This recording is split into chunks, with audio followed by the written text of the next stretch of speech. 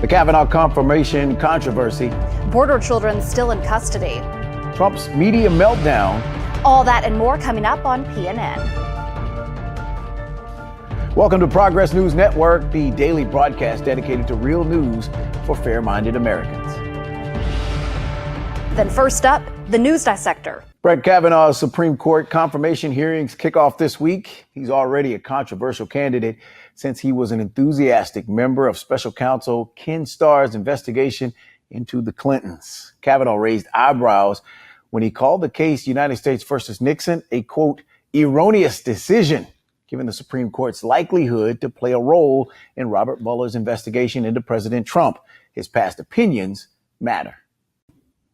Democrats want to see all of Kavanaugh's history. Emails from his 3 years as White House counsel to President George W. Bush from 2003 to 2006, which have thus far been unreleased. A Kavanaugh confirmation would tip the balance of the Supreme Court, likely changing the makeup of the highest court for decades.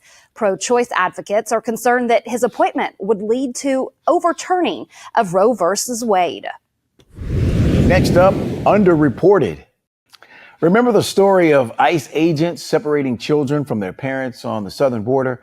Well, despite a July deadline for the Trump administration to reunite all families, nearly 500 children are still separated from their parents, according to court documents.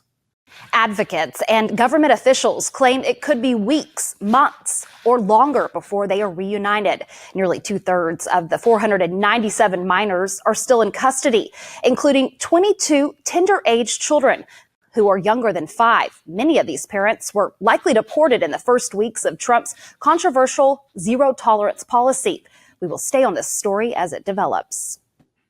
And now a look at how newsmakers make news in a segment we like to call News Watch.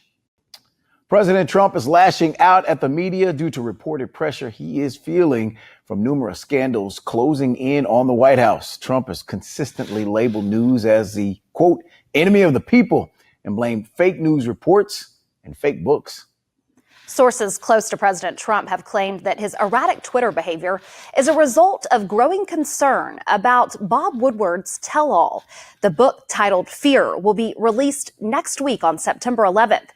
Details have yet to emerge, but Woodward reportedly describes the harrowing life inside the Trump White House. We'll be paying attention.